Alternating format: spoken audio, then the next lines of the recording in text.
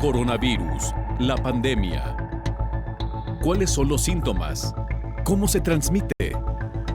¿Qué puedo hacer para protegerme y prevenir la propagación de la enfermedad? Nuevo padecimiento que ha encendido las alarmas de los sistemas de salud. Coronavirus, la pandemia.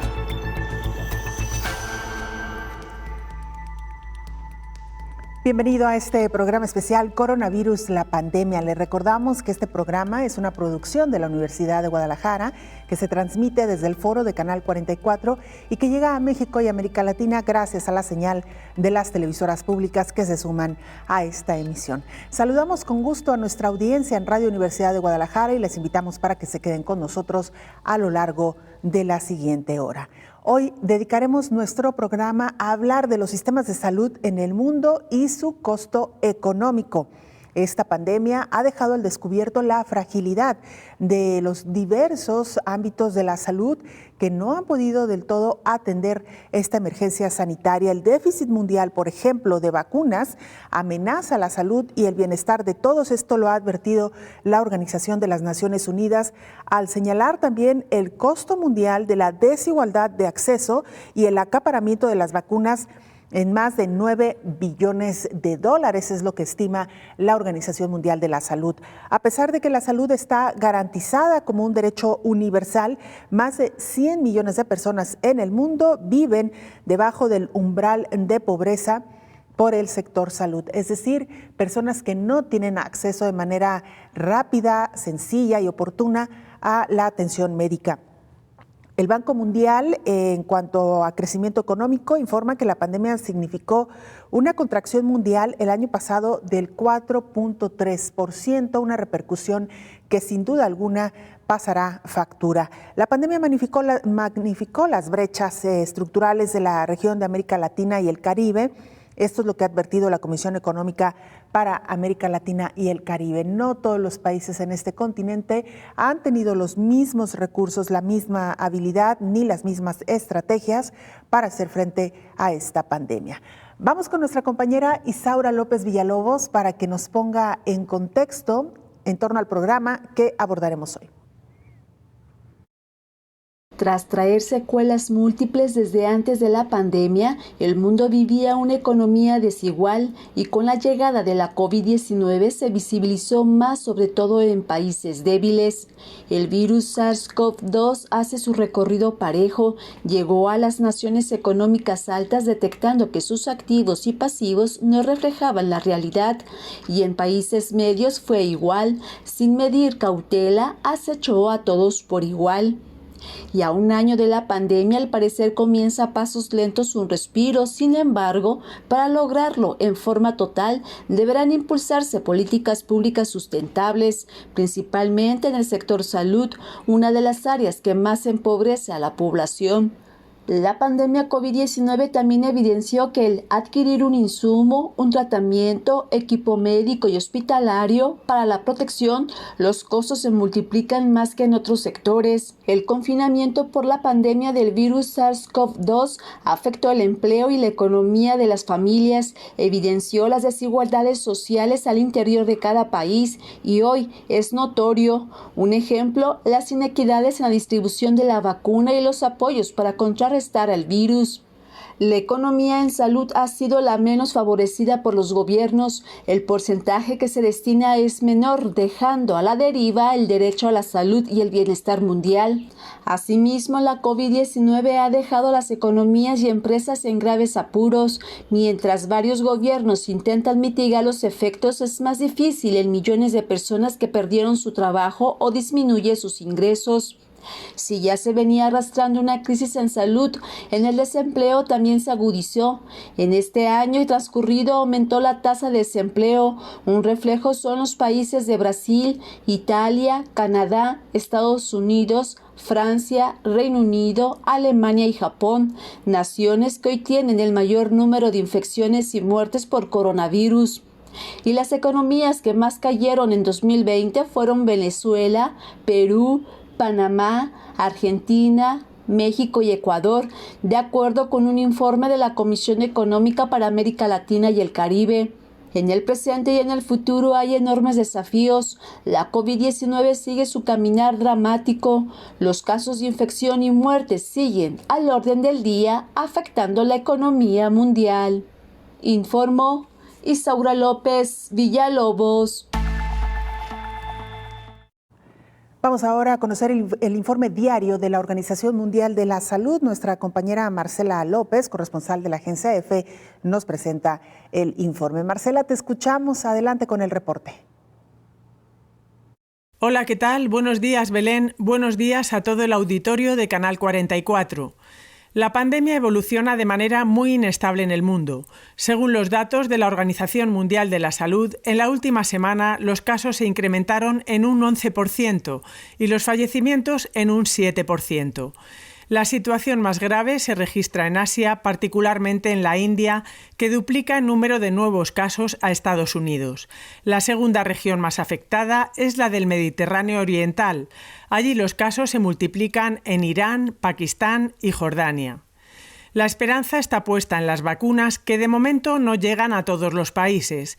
Además, en el caso de Janssen, de la estadounidense Johnson & Johnson y de la británica AstraZeneca, las dudas respecto a la posible relación con la aparición de trombos han hecho que se paralice su administración. A pesar de ello, la Unión Europea mantiene su meta de vacunar al 70% de la población antes del fin del verano y centra su estrategia en la vacuna de Pfizer-BioNTech de ARN mensajero. La presidenta de la Comisión Europea, Ursula von der Leyen, anunció el acuerdo que adelantará la entrega de 50 millones de dosis en el segundo trimestre de este año. Por eso me complace anunciar que hemos llegado a un acuerdo de BioNTech-Pfizer para, una vez más, acelerar la entrega de vacunas. Se entregarán 50 millones de dosis adicionales de vacunas BioNTech-Pfizer en el segundo trimestre de este año, comenzando en abril. Inicialmente se preveía que esos 50 millones de dosis se entregarían en el cuarto trimestre de 2021. Ahora están disponibles en el segundo trimestre también. They are available in the second quarter of 2021, that is right now. América, con 58 millones y medio de casos positivos, es la región más afectada, seguida por Europa con 48 millones. En cuanto a la tasa de fallecimientos, la más elevada también se registra en América, con 137 por cada 100.000 habitantes, mientras que en Europa son 108. En ambos casos muy por encima del resto de zonas del planeta. Son cifras de la OMS, que considera que una de las principales causas del aumento de infecciones es la aparición de al menos 3 variantes del coronavirus con más capacidad de contagio. Reportó desde Europa Verónica López para el programa Coronavirus la pandemia. Este virus, por cierto, que ha provocado una de las peores recesiones de las que se tenga memoria en el mundo.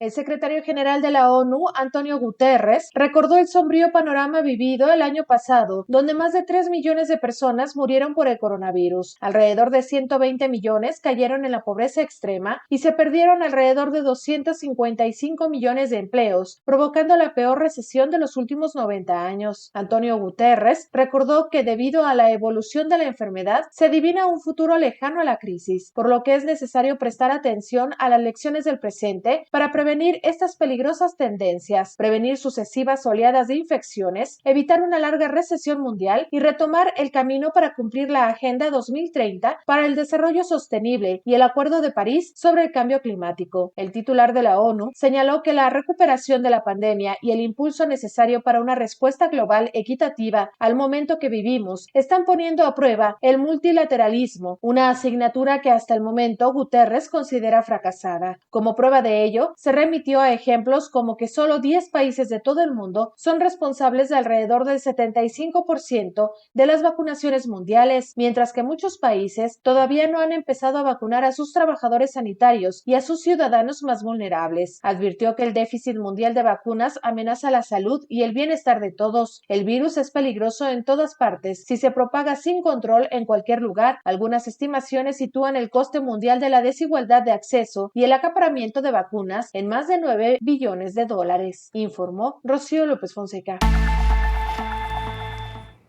Moderna, esta vacuna de origen estadounidense, afirma que este biológico no ha producido ningún tipo de trombo a los inmunizados con ella. La compañía ha analizado todos los datos disponibles hasta el 22 de marzo del 2021, tras administrarse más de 64 millones de dosis en el mundo. También ha estudiado los datos en diferentes países según la distribución, la proporción de dosis distribuidas administradas, y ha obtenido información del Centro Europeo para la Prevención y el Control de Enfermedades. En ningún caso se ha encontrado relación entre casos de trombos y la administración de esta vacuna. Desde este anuncio, las acciones de Moderna en Wall Street se han disparado un 8%. El comunicado de Moderna se ha producido poco después de que se paralizara la vacunación de Janssen tras la detección de 6 casos de trombos en mujeres menores de 60 años, uno de ellos mortal. Poco después, Europa retrasaba la entrega de dosis de esta vacuna. En España estaba prevista la llegada de 300,000 dosis para inmunizar a personas de entre 70 y 79 años. Según ha explicado el presidente de gobierno Pedro Sánchez, esperará a la decisión de la FDA para ver qué ocurrirá con el proceso de vacunación. Los casos de trombos también están siendo investigados por la Agencia Europea del Medicamento.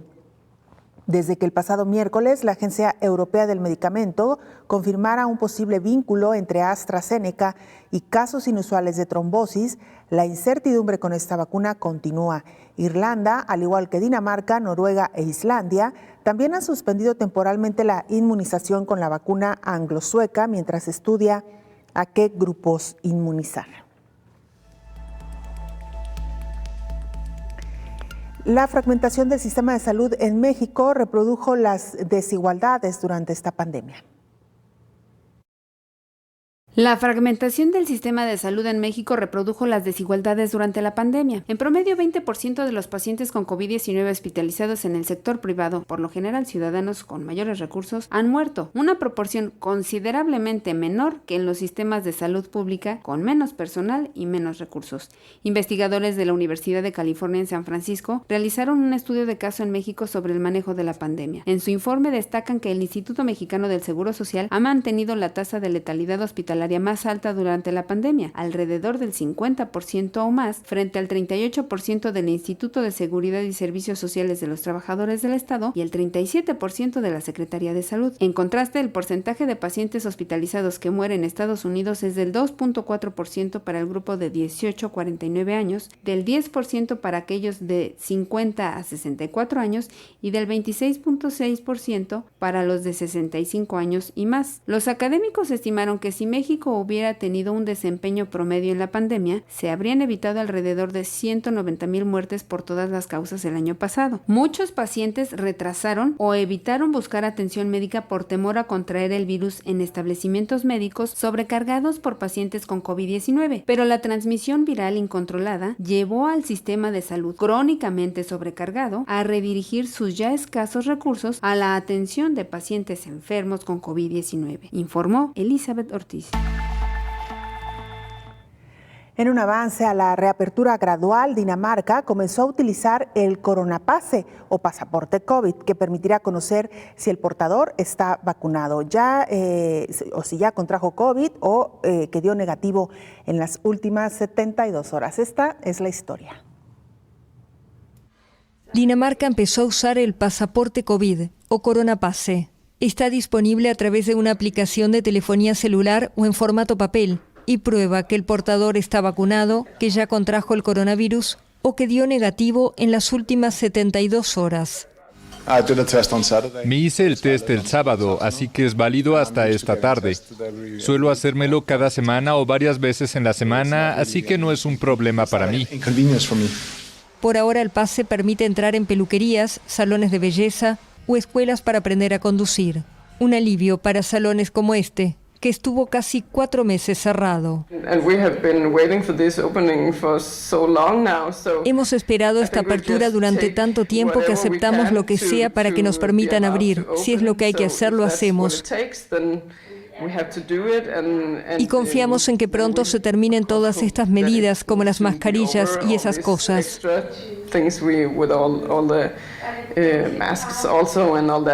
El Coronapase danés será obligatorio para acceder a las terrazas de cafés, cuya reapertura está prevista el 21 de abril, y luego en restaurantes, museos, teatros y cines a partir del 6 de mayo. El país prevé una reapertura casi general para el 21 de mayo, fecha en la que espera haber terminado la vacunación de los mayores de 50 años. Quienes no exijan el pase estarán sujetos a multas, lo que ha despertado críticas. Pero según las autoridades, el sistema es provisorio hasta que toda la población danesa haya tenido acceso a la vacuna. Alrededor del 7% de los 5.800.000 habitantes de Dinamarca han sido totalmente vacunados y el 13% ya recibió una primera dosis. Bueno, interesante sin duda lo que está ocurriendo en esos países de Europa, donde cada vez es más frecuente solicitar algún tipo de comprobante antes de permitirles el ingreso a algún establecimiento. Vamos a hacer una pausa, regresamos con más.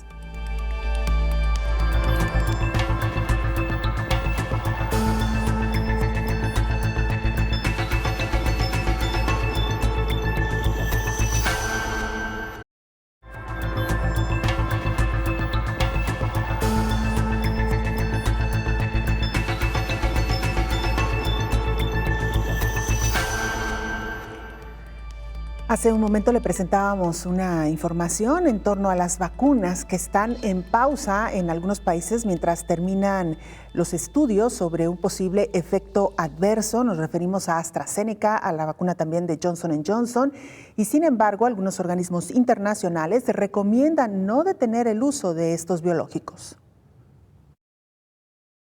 La Organización Panamericana de la Salud recomienda seguir usando las vacunas de AstraZeneca y Johnson & Johnson contra el COVID-19. Ambas vacunas están bajo revisión por su posible vinculación con casos excepcionales de coágulos sanguíneos y baja en plaquetas. Casi 200 millones de personas en todo el mundo han recibido la vacuna contra el COVID-19 de AstraZeneca y los informes de efectos adversos son muy raros, dijo en rueda de prensa la directora del organismo internacional, Carissa Etienne. En cuanto a la de Johnson & Johnson, el subdirector Jarbas Barbosa explicó que la pausa en Estados Unidos forma parte del proceso habitual y que demuestra que el sistema de vigilancia funciona. Sin embargo, dijo, no creemos que la vacunación deba suspenderse. La recomendación es seguir usándolas y seguir fortaleciendo el sistema de vigilancia y asegurarse de que estos eventos reciban una evaluación científica por los expertos científicos para que emitan una recomendación final. La iniciativa COVAX no ha comenzado a distribuir la vacuna de Johnson & Johnson todavía y esperan poder hacerlo en junio o julio. La OPS también detalló que el freno a las exportaciones desde India y los problemas de la fábrica de Corea del Sur han hecho que las entregas de vacunas de AstraZeneca a COVAX se ralenticen. Aunque Italia y España van a comenzar a fabricarlas, no esperan que los repartos a los países se normalicen hasta junio. La organización ha confirmado que tanto Haití, que recibiría vacunas gratuitamente, como Venezuela, que sigue intentando hacer el pago inicial para unirse a COVAX, han rechazado recibir las dosis de AstraZeneca. La OPS está trabajando con ambos gobiernos para que puedan reconsiderar esta decisión basándose en información científica que justifica su uso, informó Elizabeth Ortiz. México poco a poco comienza a desvelar algunas de sus investigaciones en torno a COVID-19 y una de ellas, sin duda, buena noticia. Se trata del desarrollo de una nanovacuna contra COVID-19 que se aplica de forma nasal. Un equipo de científicos mexicanos de la Universidad Nacional Autónoma de México, UNAM, desarrolla una nanovacuna contra la COVID-19 de aplicación nasal con tecnología única en el mundo. El líder del proyecto, Luis Alfonso Vaca Domínguez, explica que la nanovacuna no tiene ningún componente que pudiera afectar al organismo y no posee ácidos nucleicos, es decir, material genético del virus real, SARS-CoV-2. Estas pequeñas partículas, si nosotros agregamos antígenos del coronavirus y la decoramos con antígenos del coronavirus a esta partícula, cuando el sistema inmune la vea va a pensar que es un coronavirus. La ventaja de esto es que no puede infectar porque no es un virus real, es un virus sintético. Las nanopartículas, detalló el investigador, lo que hacen es formar un cristal de proteína y los cristales son estructuras muy rígidas, muy resistentes a las temperaturas o al daño por enzimas, que es lo que destruye las vacunas. Otra de las ventajas del biológico es que se ha ensayado como una inmunización nasal, por lo que no se tiene que gastar en suministros médicos y su aplicación es menos agresiva con el organismo. Además, el doctor aseguró que la sustancia es segura debido a que no se ha registrado ningún tipo de reacción secundaria, pues la vacuna que continúa su desarrollo en el Instituto de Fisiología Celular de la UNAM no contiene ningún adyuvante y no produce inflamación. En lo que se refiere al costo, la sustancia es un 70% más económica en comparación con las que ya se encuentran en el mercado. Asimismo, el experto dijo que la producción de una vacuna tiene varios pasos, desde que empieza a nivel experimental hasta que se distribuye en farmacias. En el proceso se debe obtener un registro sanitario y demostrar que la vacuna es eficiente y no causa ningún daño. Sin embargo, para lograr que el inmunizante salga a la venta, los investigadores de la UNAM buscan recursos para obtener los registros sanitarios de forma rápida. Una vez que se obtenga la inversión, agregó el experto en ciencias biomédicas, viene la fase de escalamiento en la que se puede producir la vacuna a gran escala y que esté disponible para la población. Con información de la oficina en la Ciudad de México, Noticias Xinhua. Qué interesante esta investigación, por cierto, le daremos seguimiento, por supuesto. América Latina y el Caribe, las más afectadas con esta pandemia. América Latina y el Caribe es la región en desarrollo más afectada por la pandemia.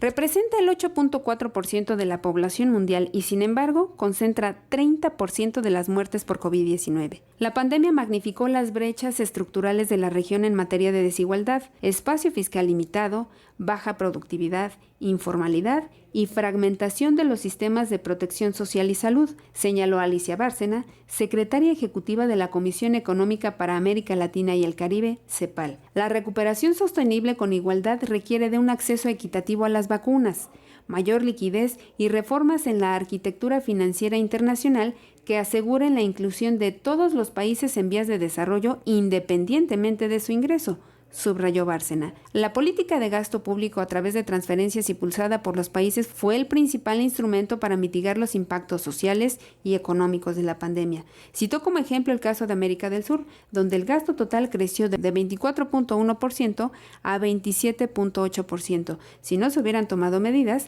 el impacto social de la pandemia habría sido peor, advirtió. La CEPAL enlistó 6 propuestas para conectar la emergencia con la recuperación. La primera de ellas es el acceso a la vacuna, universalizar la inmunización y liberar las patentes. Extender ingresos de emergencia por 12 meses a población vulnerable, equivalentes a una línea de pobreza y garantías a pequeñas y microempresas. Además de una canasta básica a 40 millones de hogares. Reforma más amplia en la arquitectura financiera internacional, incluyente, de todos independientemente de su ingreso per cápita. Además, reorientar la inversión y financiamiento a acción climática que genere empleo y crecimiento. Y por último, pactos políticos, sociales y fiscales y nuevas coaliciones para lograr bienestar y protección social universal, informó Elizabeth Ortiz. Les recordamos que el tema que hoy estamos abordando tiene que ver con la crisis económica que desencadenó esta pandemia de COVID-19. No solamente nos referimos a la economía en general de los países, sino también en la crisis que ha desatado en el sector salud debido a la insuficiencia para atender esta pandemia. Los gastos, por cierto, en salud están empobreciendo aún más a la salud mundial. El artículo 25 de la Declaración Universal de los Derechos Humanos asegura que toda persona tiene derecho a un nivel de vida adecuado que le asegure, así como a su familia, la salud. Por su parte, la Constitución de la Organización Mundial de la Salud afirma que el goce del grado máximo de salud que se pueda lograr es uno de los derechos fundamentales de todo ser humano. Sin embargo, alrededor de 100 millones de personas de todo el mundo son empujadas cada año a vivir por debajo del umbral de pobreza como consecuencia de los gastos sanitarios, según datos anteriores a la pandemia de COVID-19. Además, los grupos vulnerables y marginados de las sociedades suelen tener que soportar una proporción excesiva de los problemas sanitarios cuando todas las personas deben poder ejercer el derecho a la salud, sin discriminación por motivos de raza, edad, pertenencia a grupo étnico u otra condición. La no discriminación y la igualdad exigen que los estados adopten medidas para reformular toda la legislación, práctica o política discriminatoria. La cobertura sanitaria universal implica que todas las personas y comunidades reciban los servicios de salud que necesitan sin tener que endeudarse o perder sus patrimonios para pagarlos. Proteger a las personas de las consecuencias financieras que puede tener el pago de los servicios de salud reduce el riesgo de que se empobrezcan a consecuencia de una enfermedad inesperada, informó Rocío López Fonseca.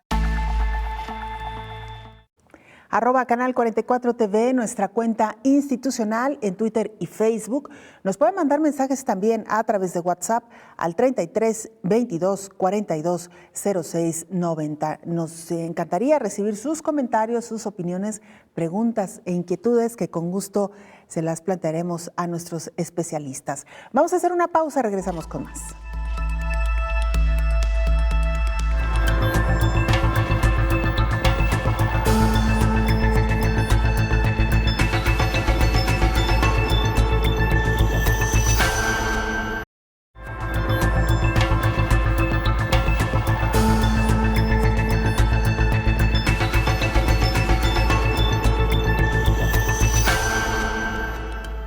Se lo contábamos ya al inicio de este espacio. Dinamarca decidió suspender el suministro de la vacuna de AstraZeneca entre su población. Sin embargo, ha dicho que está dispuesta a donar estos lotes de vacunas para países que así lo requieran, particularmente para aquellos que tienen escasos recursos. El director de la Oficina Regional para Europa de la Organización Mundial de la Salud, Hans Kluge, mostró su aprecio por esa postura y se mostró comprensivo con la decisión de las autoridades sanitarias danesas.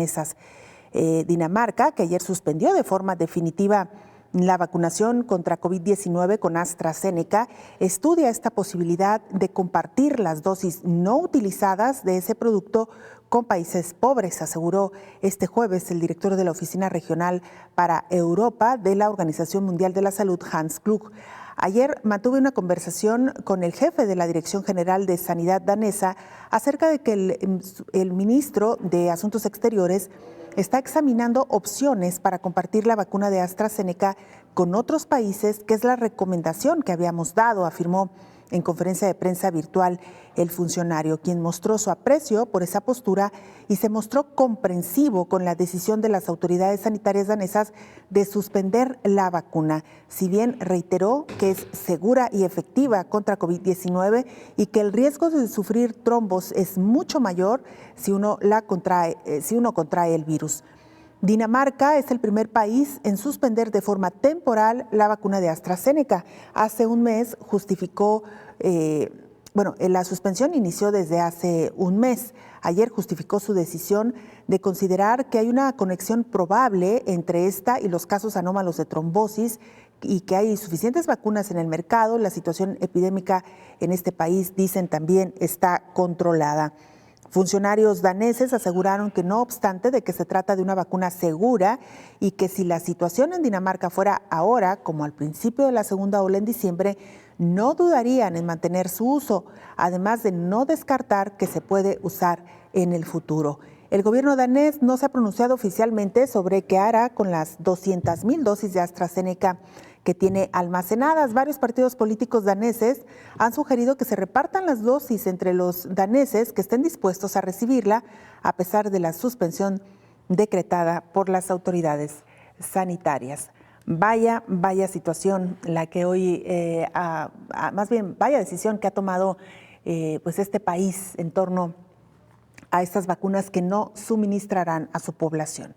Vamos a Guatemala. Nuestro compañero Javier Corleto, jefe de TV USAC en Guatemala, nos presenta el siguiente informe. Javier, te escuchamos. Adelante con el reporte.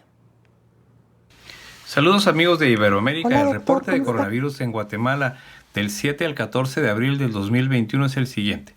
203.309 casos acumulados, 186.127 recuperados, 10.162 casos activos y 7.057 fallecidos. El COVID-19 mata más guatemaltecos que la violencia criminal. Un año atrás, el país estaba confinado debido a la pandemia del COVID-19 y eso llevó a una disminución de muertes por violencia delincuencial. Ahora la población está de nuevo en las calles y los decesos por arma de fuego y arma blanca también. Pese a ello, en las últimas semanas han fallecido más guatemaltecos a consecuencia del virus.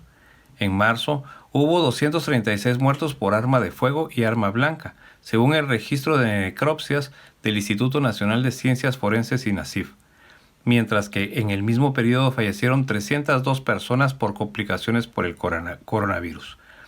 Un escenario similar se ha presentado en abril. En la primera semana, los decesos producto de la violencia homicida suman 59, mientras que le atribuyen al COVID-19 la muerte de 86 guatemaltecos. Lejos de la percepción de la población de que el COVID-19 ya no es peligroso, el virus superó la barrera de los 200,000 contagios y 3 días después la de los 7,000 fallecidos, lo que coloca a Guatemala como el primer país de Centroamérica en rebasar dicha cifra. Las autoridades de salud han reiterado que Guatemala afronta una tercera ola de la pandemia y se comienza a dar un repunte de casos que podría ser mayor a lo ocurrido durante la primera ola entre junio y julio del 2020, cuando se confirmaron 44,919 casos y hubo 2,707 muertos. Mayor peligro. Lo complejo ahora es que se identifica una nueva cepa del virus, que originalmente fue detectada en California y el que resulta ser un 20% más infecciosa. Ha dicho la ministra de Salud Amelia Flores, quien mencionó que la posibilidad está subiendo a nivel global en más del 17%. Sin embargo, hay lugares donde es más alto. Como ejemplo, señaló que en el Hospital Temporal del Parque de la Industria en la ciudad de Guatemala, 6 de cada 10 pruebas de COVID-19 que se han hecho resultan positivas, y estos casos llegan con un cuadro muy avanzado de la enfermedad. Flores mencionó que aún no se desarrollan los contagios que se dieron durante el periodo de la pasada Semana Santa, cuando las playas y centros de recreación estuvieron abarrotados y no se siguió con las medidas de bioseguridad. Por ese contexto es probable que el aumento de casos positivos se refleje a finales de esta semana. La ministra refirió a que las personas están buscando atención médica tardía, llegan a los centros asistenciales cuando requieren tratamiento en el área de intensivo y necesitan ventilación. En ese punto tratarlo se complica y el riesgo de fallecer es mayor. Recordemos las medidas de bioseguridad para protegernos del coronavirus COVID-19. Para Canal 44, desde la Universidad de San Carlos de Guatemala, Javier Corleto. Cuidémonos y protejamos a los que nos rodean. Muchas gracias, Javier Corleto. Te mandamos un abrazo y, por supuesto, un saludo a nuestros hermanos guatemaltecos que nos siguen a través de la televisión pública. Doctor Héctor Raúl Pérez Gómez, infectólogo, bienvenido. Muy buenos días. ¿Qué tal, Belén? Buen día. Qué gusto saludarte. Igualmente, doctor, hoy una de las noticias que sin duda alguna ha llamado mucho la atención es la decisión del gobierno de Dinamarca de suspender definitivamente, o al menos por el momento, la vacuna de AstraZeneca, doctor. Sin embargo, dicen pues que todas estas dosis las van a enviar a los países que las soliciten, particularmente si son países de escasos recursos. ¿Debería de seguir existiendo esta preocupación, doctor, en torno a la vacuna de AstraZeneca, de Johnson & Johnson? Porque de repente este tipo de noticias como que generan de nueva cuenta otra vez incertidumbre. Mucha incertidumbre. Me parece radical la medida que adopta el gobierno danés, porque si bien ya los estudios demuestran que sí existe asociación entre este evento se llama trombocitopenia trombótica, con respecto a la vacuna de AstraZeneca, y ahora se ha reportado también con respecto a la vacuna de Johnson & Johnson. Insistimos en que se trata de muy pocos eventos con relación a la cantidad de personas vacunadas con estos biológicos, pero además esta patología, trombocitopenia trombótica de origen inmune, no es exclusiva de estas vacunas y tampoco se presenta solo con vacunas. Existe esta patología desde hace muchos años, perfectamente descrita, con motivo de la respuesta inmune a enfermedades infecciosas, por ejemplo, o a lo que conocemos como patologías autoinmunes. En esta patología en particular, Belén, se presenta algo muy parecido a lo que en ocasiones vemos en la práctica clínica de una respuesta inmune en contra de un fármaco que utilizamos comúnmente, que es la heparina. Es dicho de una forma sencilla, el organismo responde formando anticuerpos en contra de la heparina, que genera que se agreguen plaquetas, las células responsables de la coagulación, y al generarse esta congregación de plaquetas, estas disminuyen en sus cantidades en sangre porque se han congregado para la formación de trombos. Es la forma, creo, más sencilla de explicar todo este fenómeno. Entonces, la hipótesis es que la vacuna, al generar esta respuesta inmune, genera estos anticuerpos parecidos a los que se forman contra la heparina y por eso se generan estos fenómenos inmunotrombóticos. Ahora, cualquiera nos haríamos la pregunta, porque lo hemos comentado en múltiples momentos en esta mesa, Belén, de que en COVID-19 uno de los eventos patológicos es la formación de estos coágulos. Sí, pero la proporción de formación de coágulos en pacientes con COVID-19 grave o crítico es, te diría, no menos de 1000 veces mayor que la proporción de estos eventos adversos generados aparentemente por las vacunas, en este caso de Astra y de Johnson & Johnson. De tal suerte que si ponemos en la balanza el beneficio del uso de las vacunas contra estos riesgos, pues es mucho, mucho mayor el beneficio. Por supuesto que en medicina y sobre todo cuando está en desarrollo un fármaco, un biológico, una vacuna, se debe ser muy estricto en esa vigilancia, tanto farmacológica como clínica. Lo hemos platicado también. Es lo que conocemos como la fase 4 de los estudios clínicos. ¿Lo recuerdas? La fase 3 era todo lo que se estudió para poderlo implementar y para solicitar a las agencias regulatorias su autorización. La fase 4 es ya, estando en uso masivo, la vigilancia que se debe seguir con respecto a un fármaco o en este caso una vacuna. Entonces, qué importante es que se estén detectando estos casos, que se estudien para identificar de igual manera si existe una relación directa de causalidad de la vacuna con respecto a esta patología. Pero también qué importante será definir si hay pacientes que específicamente tienen mayor riesgo para desarrollar estos eventos adversos y entonces poder ir a una conclusión en donde se diga, a ver, pacientes con estas características, no utilizar este biológico. En el resto de la población se pueden utilizar con seguridad. Eso finalmente ha ocurrido a lo largo de la historia. Las contraindicaciones de cierto medicamento, en este caso de cierta vacuna, para ciertos grupos de la población con algún riesgo de este tipo de eventos, ¿no? Yo creo que es lo que viene enseguida, porque yo no tengo la menor duda de que la vacuna de AstraZeneca y la vacuna de Johnson & Johnson se van a reanudar en muchos lugares, sobre todo ante la necesidad de brindar una mayor cobertura y más rápida cobertura de vacuna contra COVID-19, Belén.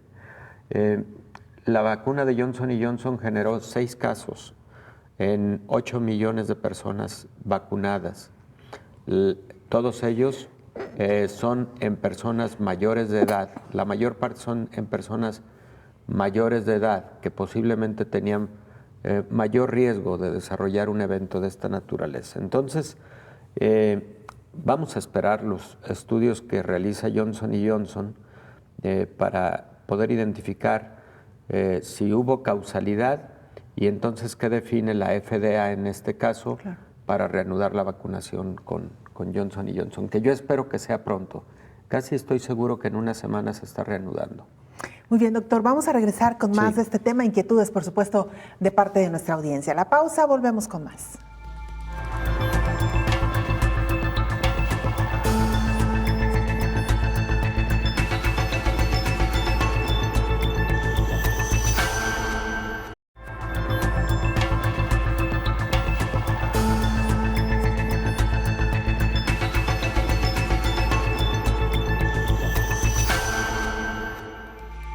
Crisis económica en los países por la pandemia de COVID-19 refleja aún más la desigualdad y la pobreza. De acuerdo con el Banco Mundial, en cuanto a crecimiento económico, la pandemia significó una contracción generalizada el año pasado de un 4.3%.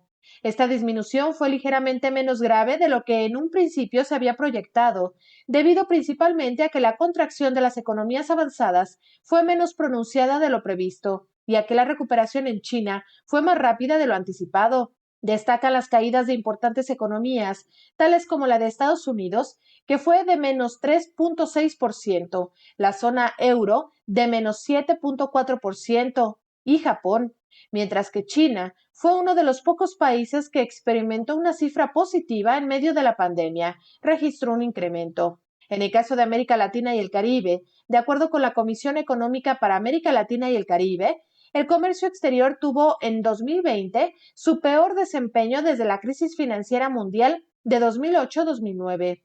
De acuerdo con este último organismo internacional, el PIB de América Latina y el Caribe disminuyó un 7.7% en 2020, la mayor contracción desde que se iniciaron los registros. El PIB retrocedió prácticamente en todos los países y a nivel de agregados se observó una contracción promedio para América del Sur de 7.3%, para Centroamérica y México de 8.5% y para el Caribe de 7.9%.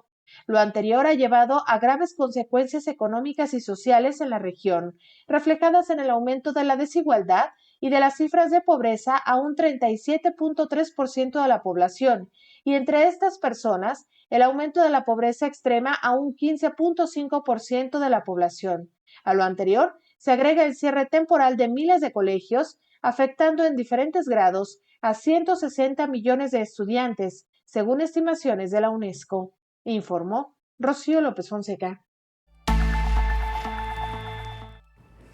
Muchas gracias, Rocío, por esta información. Estamos de regreso en esta charla con el infectólogo Héctor Raúl Pérez Gómez. Doctor, nos han llegado varias preguntas, inquietudes de la población en torno a esta información que se ha suscitado en torno a la vacuna de AstraZeneca y de Johnson & Johnson. Ya usted nos explicaba por qué pueden generar este tipo de reacciones y también nos decía que no solamente las vacunas generan este tipo de reacciones, hay medicamentos como la que ya nos comentaba, la heparina, y tenemos entendido que los anticonceptivos también, doctor, tienen esta advertencia. Sí, efectivamente. De hecho, las mujeres usuarias de anticonceptivos orales con estrógenos tienen mayor riesgo de trombosis venosas profundas y de tromboembolismo pulmonar, sobre todo a partir de los 40 años de edad.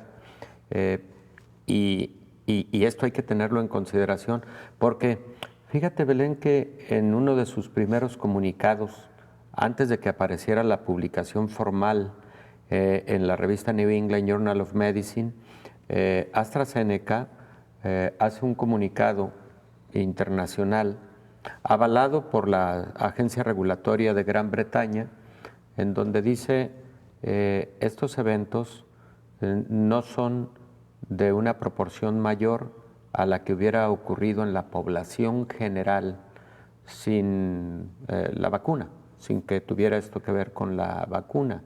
Entonces, creo que eso es importante dejarlo muy claro. Y también es importante dejarlo claro, Belén, porque tú me hacías una reflexión fuera del aire hace un momento. ¿Qué con las personas que ya recibieron una dosis de AstraZeneca y están próximas para recibir la segunda dosis, que es el esquema completo? Mi respuesta, y esto dicho por la propia agencia regulatoria de Gran Bretaña y también por AstraZeneca, que ahí cualquiera podría decir, bueno, AstraZeneca no debería decir contundentemente porque no puede ser juez y parte en ese sentido, pero las personas que han recibido la primera dosis, que han tenido una buena respuesta, que no han tenido eventos adversos con respecto a la primera dosis, deben recibir su segunda dosis, deben tener el esquema completo de vacunación. Fíjate, Belén, también lo que comentabas hace un momento, y se pueden vacunar en todo caso, si recibieron la primera dosis, con otra marca para completar ese esquema. La Universidad de Oxford publica ayer algo muy importante. Ellos están llevando a cabo un estudio en el que ya han reclutado, si mal no recuerdo, a 1,060 personas y planean reclutar a un número similar de personas que, habiendo recibido un biológico en la primera dosis, luego recibieron la segunda dosis con otro. Es decir, hicieron esa combinación. Por diversas razones, las ha habido en todo el mundo. Entonces, lo que ellos están estudiando es si la respuesta inmune y la protección contra COVID-19 está resultando igual de óptima cuando se hacen este tipo de cruces o de combinaciones. Hay personas que, por ejemplo, recibieron una primera dosis de Pfizer y por motivo de necesidad de viajar, por ejemplo, llegada la fecha de la segunda dosis, tuvieron disponible una vacuna de Moderna o tuvieron disponible la vacuna de Johnson & Johnson. Bueno, se está analizando qué ocurrió con la respuesta inmune. ¿Fue óptima? ¿Fue igual de óptima que habiendo recibido los dos biológicos en las dos dosis, el mismo biológico, perdón? Esa respuesta seguramente la tendremos en breve.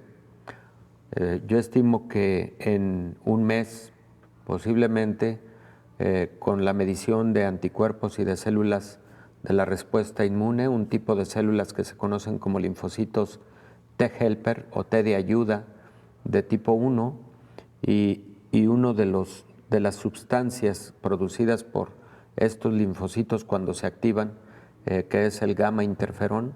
Al medir esto y encontrar que hay buenos niveles, la conclusión va a ser que la combinación de los dos biológicos fue adecuada, fue óptima. Ojalá y esos sean los resultados, Belén, porque eso va a permitir flexibilidad incluso a los gobiernos de los países para, teniendo un lote de cierta vacuna, poder completar un esquema de vacunación.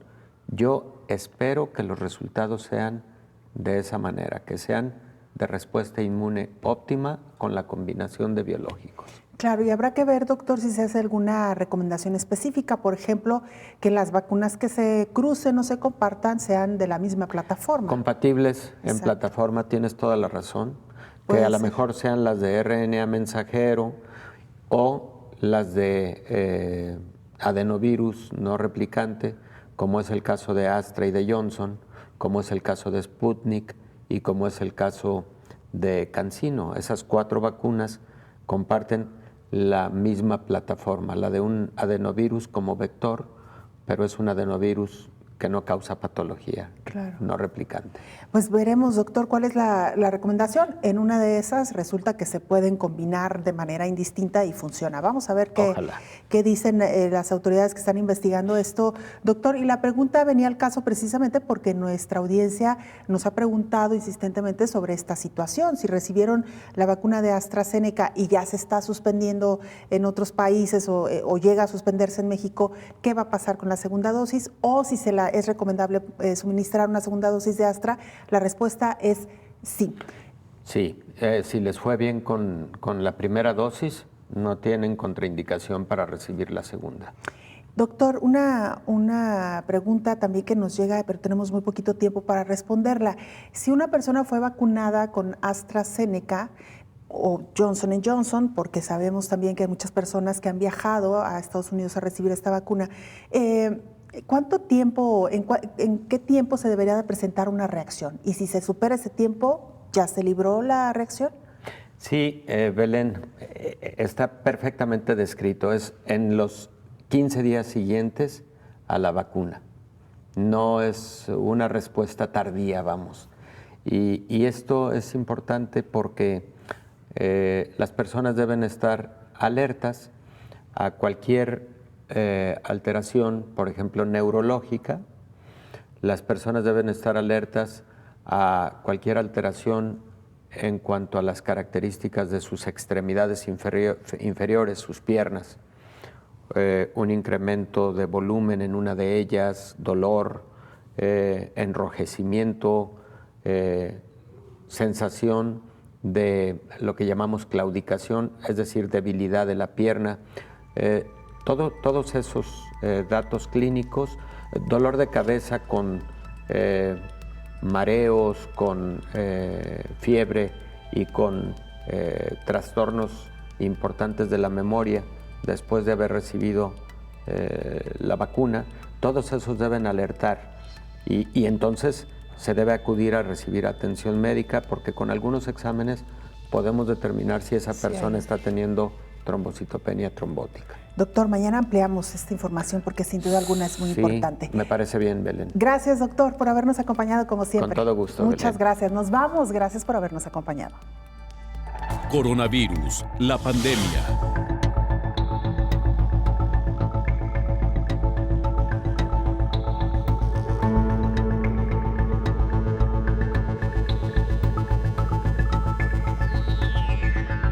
Coronavirus, la pandemia.